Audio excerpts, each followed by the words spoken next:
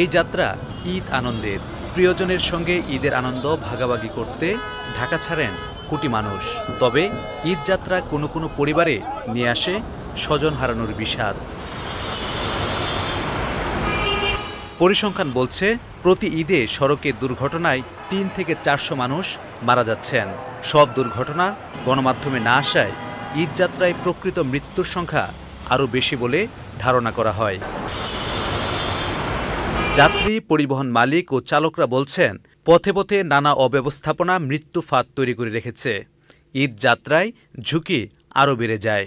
অনলাইনে তো দেখি মৃত্যুবরণ করছে এইসব দুর্ঘটনায়, এরকম আতঙ্ক তো কাজ অবশ্যই করেই। পরিবারের সদস্য লাগেজ ব্যাগেজ নিয়ে মোটরসাইকেলটাকে ঝুঁকিপূর্ণ বানিয়ে এটা জাতীয় মহাসড়কে চলছে। বাড়তি বাড়ার কারণে স্বল্প আয়ের মানুষ বাসের ছাদে, ট্রাকের ছাদে, ট্রেনের ছাদে বা খোলা ট্রাকে যাতায়াত করতে বাধ্য হয়। তখনই কিন্তু দুর্ঘটনায় প্রাণহানি ঘটে। নসিমন করিমন ঘটঘটি বন্ধ করে দেওয়ার কথা আছে, কিন্তু এখনো আমরা হাইওয়েতে আপনি দেখবেন বিশেষ করে মফস্বল শহরগুলো প্রচণ্ডভাবে আছে।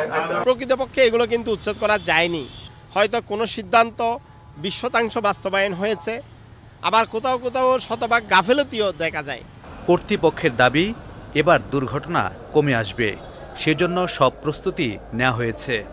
হাইওয়েগুলোতে যাতে অযান্ত্রিক যানবাহন চলাফেরা করতে না পারে, নিষিদ্ধ যানবাহন চলাফেরা বা চলাচল করতে না পারে, সেই জন্য কিন্তু আমরা হাইওয়ে পুলিশ সহ আমরা সবাই একসাথে রাস্তায় থাকবো এবং রাস্তার মধ্যে মানে বাজার চলে আসে, সেই জন্য যানজট তৈরি হয়, অ্যাক্সিডেন্টও হয়। তো এই অ্যাক্সিডেন্ট যাতে না হয়, আবারও বলছি যে আমরা যাবতীয় প্রস্তুতি আমাদের আছে। তবে বিশেষজ্ঞরা বলছেন বছর জুড়ে সড়কে অব্যবস্থাপনা কমাতে নজরদারি না থাকায় ঈদের তোড়জোড় কোনো কাজে আসে না। বিশৃঙ্খলার কারণে দুর্ঘটনাগুলি ঘটে যাচ্ছে এবং ঈদে আরও কতগুলি এলিমেন্ট যোগ হয়। বেশি ট্রিপ দেওয়ার জন্য নিদ্রাহীনভাবে টানা গাড়ি চালান, আনফিট গাড়িগুলি এবং আনফিট ড্রাইভার রাস্তায় কিন্তু ঢুকে যায়। ম্যারাথনিস্ট না হয়ে যদি আমি অভিযান সর্বস্ব কাজ করি, তাহলে আমার মনে হয় আমরা দুর্ঘটনা প্রতিবার যা ঘটে এটার পরিসংখ্যানটা বাড়তেই থাকবে, এটা কমার আমি কোনো লক্ষণ দেখি না। জরুরি প্রয়োজন হয় তখন ঠেকা দেওয়ার জন্য সময় নেমে যাই এবং উল্লাসও করি। এইবার কোনো অত বেশি অসুবিধা হয় না ঈদের মধ্যে। এই মানসিকতা এবং এই সংস্কৃতির থেকে বের হয়ে এসে দ্রুতগতির যোগাযোগ ব্যবস্থা তৈরি করা, সাথে নিরাপত্তাটাকে অন্তর্ভুক্তি করা। সড়ক নিরাপত্তা জোরদার এবং অর্থনৈতিক ক্ষতি কমাতে স্মার্ট ব্যবস্থাপনায় নজর দিতে বলেছেন এই অধ্যাপক। লুৎফর রহমান সোহাগ, চ্যানেল আই, ঢাকা।